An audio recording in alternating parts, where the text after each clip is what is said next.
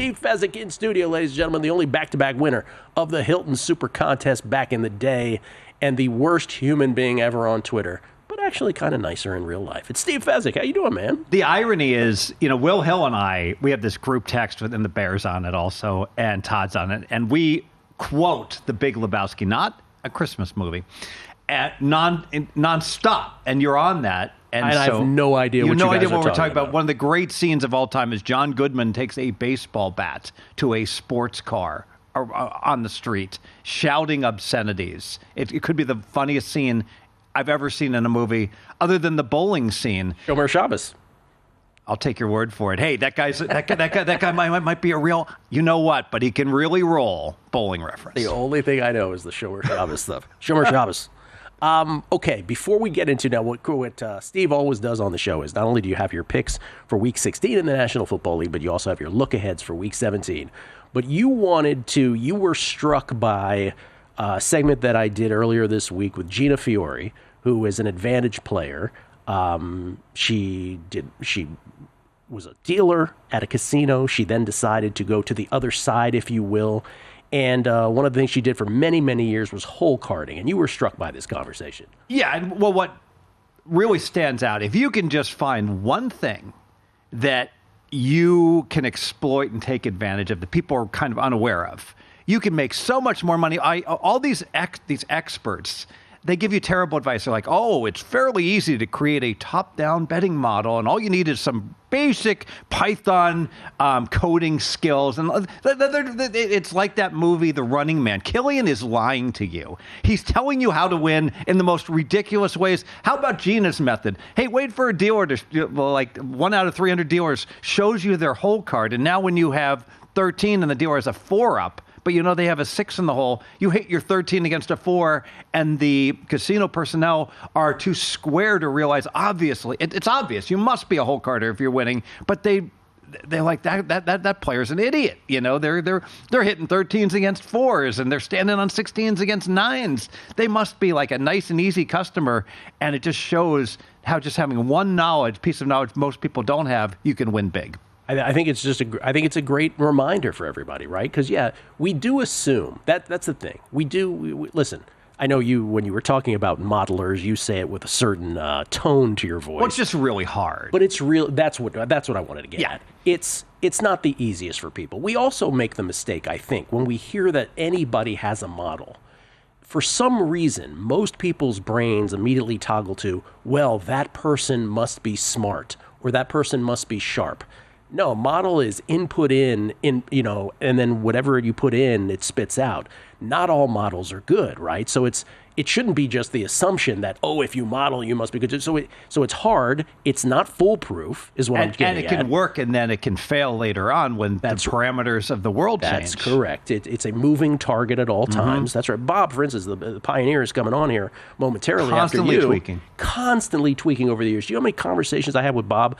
Too many to count over the years when we were working together. Where it's like, I added this layer to my... And then he would inevitably, he'd have too many layers. And he said, I got to pare it back. It's too much paralysis by analysis. So it really is what you're saying is very true. And to most listeners, and correctly so, will sound like a mountain. And if you don't have the background in it, maybe you're not inclined to do that. I think you're right. Sometimes we make it hard. Listen, it's hard to win. It is. Don't want to act like it's not. But if you can find something to exploit, whatever that is, right? Maybe it's a single sport. Maybe it's as specific as live wagering in the final 2 minutes of a game. Yes. All right? To use an example, like Will Hill has famously, given out several winners, the betting markets are wrong. All these ESPN % chance of winning stuff is incorrect because they're based upon 10 years of data. And in the new NFL, the bottom line is if you're down 6 and you got yourself the ball, you have an excellent chance to win, even with an average offense, because it's just so much easier to score now than it ever has in the end game. It was the one that we gave this example on the Megapod because on our group thread when we were doing this. Well, I think it was the Michigan State North Carolina basketball game a couple weeks ago. Don't hold me to that, but it was it was a nip and tuck basketball game. And then when it got to overtime, bookmaker throws out a line right before overtime. Right, obviously you're tied. And Michigan State was like, plus 147. I don't care who was plus 147. I don't think that was accurate in that game. Right? It's great, like just pricing overtimes. For instance, like I'll give an example. Like St. Mary's was like a 20-point favorite, and they were like up 2 at the end of the game, and I was salivating because I like, please go to overtime. Please go to overtime. And here's why: because like when you have a monster favorite, even though they play even for 40 minutes. Like that, as sure as the sun's going to come up tomorrow, St. Mary's is going to win by 8 in overtime. The favorite is going to win. The big favorite when they go to overtime, especially if they're vulnerable at the end of the game. Yeah. Famously, like the University of Dayton played UCLA in 1973, and it went 3 overtimes, and Dayton lost by 11. It's like there was no chance that Mike Sylvester and company was going to win that third overtime. Yeah, well, I should clarify because we often say overtime is where underdogs go to die, right? Yeah. But yes, in a game like that, but a competitive game, obviously different. Yeah. You know, Izzo versus what do we always say? August, September, Izzo. No, I know it's not those months. But it was in that game. It was just like, how can one team in a 5-minute? You are betting on a 5-minute event now, obviously with foul trouble and what have you. But there was no way it should have been that. And most books will not put out a line at that moment, right? But or they'll copy a line. Or they'll copy a line. And this people never talk about that. They're like, oh, the Vegas knows, and that's why there's so many bright lights. And like I assure you, if most of these books had to put out their own line, and every now and then they do, and it's like people make a living, like the Elahus of the world, running around like salivating. It's like, oh. Yeah. The Coast is going to try to put their own props up today, instead of just copying what Cornegay and his folks would put up at the Westgate. But the Gina thing was so great. Gina was awesome. What a great storyteller she is when she gets into describing things. That she was counting cards, and until she became aware of this easier thing to counting cards sucks. You have like a 0.5% advantage net, and you get thrown out left and right, and you have such a tiny edge. It's such a square way to try to have an advantage. Well, it's like the famous bringing down the house story from the MIT blackjack team, where you just have to have the ability to overcome the negative variance. Remember, there was that one scene where they were down hundreds of thousands of dollars, and they're like in the hotel room, like, no, this is supposed to work, and we keep doing it. And they did, right? They remained steadfast. Next thing you know, he's got $900,000 in a bag under his lounge chair at the pool. Yeah, but think about this. 55%, okay? Yeah. That's as good as it gets. That's like a running count, true count of plus 10 in blackjack. That's like bet zillions, whatever you can get out there. In poker, you got pocket queens against an ace-king offsuit. That's like 56%. You know what that is in poker? That, my friend, is a coin flip. That's why you want to play poker for a living. It's a lot easier. You play poker at all? Yeah. You do still? Oh, yeah. I don't have much time. Like people they rip on me all over the place because I'm not a nice person on Twitter. I think that might have something to do. But I go back, like I used to play on Andy 296. I was on Shark Scope. I won like 100,000. Like in a couple years playing. I'm a good poker player, and people are like, "Oh, that guy can't play poker." My number one piece of poker advice: if you want to become a profitable poker player, and it would take me about 3 weeks to teach you, and people hate this. They hate it. Learn to play short stacked, big short stack. Try to find a game you can buy in for 30 big blinds or less. If you're a really good short stack player, you can beat Phil Hellmuth. You can be a player with the 9 best players in the world, and you will beat them if you have the short stack and they all have big stacks. It's totally counterintuitive. Steve Fezzik, everybody. He's got his Week 16 plays in the NFL on the other side, his Week 17 look-aheads as well. Steve Fezzik is here in studio at Circa. He is the only back-to-back winner again of the Hilton Super Contests. How'd you do in the contest this year? Not so good? Bad year in the contests. I have like one man standing, not the one man standing contest, but the Westgate season win super contest. I am projecting 23-9. Oh. And my tiebreaker is Kansas City to win 13 games. So that's going to be a really good tiebreaker. What's the pot there? First prize, $26,000. All right, you'll take that. Bold prediction. Going to win it. Okay, I like it. By the way, you did not invest last year. You famously invested in remaining survivor entry down the stretch.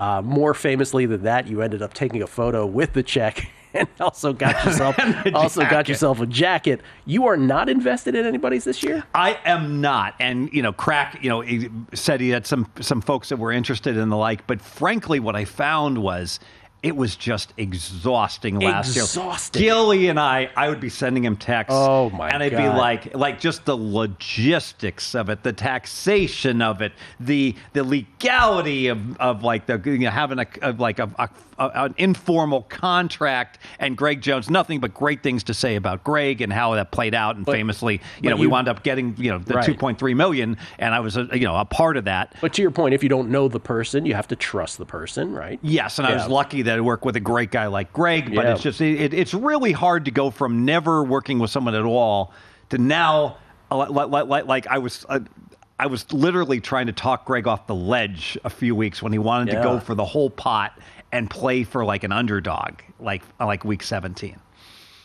It is. That was my takeaway last year, because before last year, if you remember this, this will get lost in history. Before last year, that portion of Survivor, it may have existed, but we didn't really talk about it so much. It wasn't that widespread. Last year, it became an epidemic. Absolutely. I think is it Survivor Swap where they're buying and selling shares makes so much sense. I got to say, I'm actually angry at some of the people giving advice that don't actually do this themselves. They're like, well, you can just hedge and make a profit. Yeah, I'll just come up with it's week 13, so I'll just come up with my 200,000 to hedge, and then if that no problem, I can get some credit somewhere and put 400,000. It's like, literally, it's like, Kelly, get on the button. F you. I mean, F you. Like, I'll just have $1 million lying around on Christmas night. Don't have any problem with the family. I'll just call Gilly. I'll swing by. Can I just go to the Bellagio and pick up $1 million? I need to hedge my Christmas week B week. Do we need the dump button on that? We probably don't need the dump button on that. Yeah. I mean, it's hard. Well, listen, the cleanest way is still to just sell off percentages. Yes. That's still the cleanest way to do it. Crack has a percentage in one. I have a very small percentage in Jake's. But we are not involved in any picking or anything. But you were so stressed that I just remember I'm like, wow, this is worse than the stress of the game itself. Well, the problem is that we're in an industry, this is the time of year we're already stressed. We're already managing family with holidays, with all the games going on and clients wanting winners, and going on Twitter and saying you're an idiot when you're hitting 50% for the year like I am in football. Rightly so. I mean, I'm supposed to be the expert. So I'm having a down football year, and I feel bad about it. You ever going to be nicer on Twitter, or probably not? What is it inside of you, Steve Fezzik, that makes you have to be this person on Twitter? You know what? I blame the social media around me. I'm just part of the problem. I'm part of the problem. Blame everybody else. All right, what do you have this week in the NFL? All right, so this week I'll give one play. I'm sorry, Kelly, I didn't give this to you before. We're going to go Monday Night Football. We're going to take the Packers first half -7.5. Oh. That's Packers have been, point of emphasis, come out strong. Cobra Kai, strike first, strike hard, no mercy. So Packers first half -7.5. Sorry, Kelly, I didn't give that to you. Previously, last week, I gave out two plays. One is really good. The Eagles Commanders under 48. It's down to 45.5. So if we got in, good. And you bet it, excellent. The second one, Browns Bengals over 49. I'm sorry, DTR is starting for the Browns, and that's really bad for our over. But I did want to emphasize, people have asked me, Steve, if you don't like a bet anymore, I should just cash it out, right? No. Even though it's a bad bet, it's even worse to cash out and eat the loss. Just root to get lucky. Sometimes you're going to make a bad bet and you just got to get lucky. And you're not going to win. Like that bet's not going to win 50% of the time. It's fine. Just roll with it. No, I didn't. I didn't want any part of the DTR experience. I don't blame you. I do like the fact that the total went down in that Commanders-Eagles game, because I do have the Commanders plus 3.5. And to be honest, at 45.5, I would lean over right now. All right, but I still love under 48. Look ahead. Week 17 in the National Football League. Let's go. Let's penultimate week in the National Football League. I'm going to do the totals first. So the Detroit Lions, they don't have any defenders left. So over 51.5. And I love the Dan Campbell famously. You brought this up. The man likes to go for it 4th and 19 from his own 12. He loves it. Exaggerating slightly. Yeah. So Detroit San Fran over the 51.5. Carolina Tampa Bay. Tampa Bay, not so quietly, as a dead nuts over team. This is a prevalent number out there. I don't understand why. It's a go on Carolina, Tampa Bay over 47.5. And one more here. And Gilly, I know you're the resident Washington football team expert. I don't understand this line. It's at DraftKings, and only DraftKings. Let me disclose that. So I can't give it out to my clients because it's not widely available. However, you can bet it at DK. Atlanta +5 at Washington. So the only way I can get to this number, I have to say Washington is 2 points better than an average team, and Atlanta's 2 points worse. Now, I can get there with Washington being 2 points better. I cannot throw Atlanta into the dumpster fire of being a -2 team. I think they're closer to an average team. Not to mention that Atlanta will need the game like blood. Hey, if they run the table, they got 2 other cupcake games. It's the only game they're an underdog. They're going to force Tampa Bay to win each and every week. Right, except for the fact, though, that they have a quarterback who has never played an NFL, has never started an NFL game before. So that could, if he comes out and is terrible this week, you're going to get the worst of that probably. Yes, but I would think that Atlanta knows what they have in Penix, all right? And one would hope. And, I mean, obviously, they're not playing for the future with this move. The playoffs are in sight. So as bad as Kirk Cousins has been, he's still just a slightly below quarterback, very slightly below average quarterback for the year. So Atlanta's telling me they feel Penix is at least at that level, or they would not have made this change. So I'm trusting the Atlanta football team organization. You are trusting Raheem Morris and the Atlanta Falcons. Yes. By the way, I love it. Kirk Cousins, again, for no matter what you say about him on a football field, Kirk Cousins, by all accounts, nicest guy in the world. I thought it was fascinating because that's about as chesty or angry as Kirk Cousins gets when he says, I haven't forgotten how to play football. Like that's the most he allowed himself to get angry about it. He has forgotten how to run a 40 in 5.1, unfortunately. He has forgotten how to do 3 scrambles all year. Think about how difficult. The irony is I don't like Penix doesn't run. He's a pocket passer. By the way, thank you for bringing that up. I have found that to be borderline profiling this week for most sports people, where they're like, oh, yeah, you get the much more mobile Michael Penix on there. Michael Penix is not that. He is not. Michael Penix has a really great touch on the ball, and he's a cerebral quarterback. Yes. And I have not heard that. I have not heard that from any. If I could, what does Bill Maher say? If I could only put my finger on what that could be.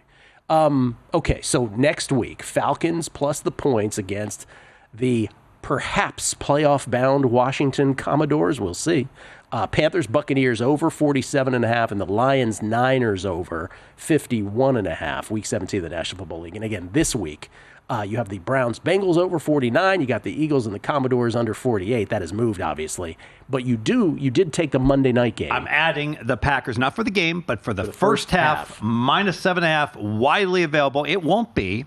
Bold prediction come Monday, and don't be a squareball. Don't go and lay -9 right before the game kicks off. Play it now. Believe it or not, 8's actually a key number in the first half. 14-6. Two touchdowns versus a 2 field goal matchup. Yeah, we'll have Packers in Survivor, so I hope you're right. I hope you win that bet. Todd Bubba Horwitz. Steve is a victim of the cowards on social media that wouldn't have the stones to make those comments to his face. Keep it up, Steve. Screw the cowards. And then Wise Guy, YZ Guy Live, he says, love it when you and Fez talk different sports betting topics when you have them on, just like with Crack, can listen all day. So we appreciate you, man. Thank you very much. Hey, if you really want to win gambling and you don't have much time, I would say poker. No limit poker is probably the fastest way. Like if you met with me, within a week I could have you winning short stack. It's so simplistic. You don't make a lot of friends playing that way. You know what, as Gordon Gekko said, you want a friend? Get a dog. Steve Fezzik, everybody. Thanks for watching, but don't let the betting insights end here. If you want an extra edge this football season, you can get a month of VSiN Pro right now, absolutely free. That means access to our betting insights, analysis, and tools like our betting splits at 0 cost to you. Click the link in the description to sign up.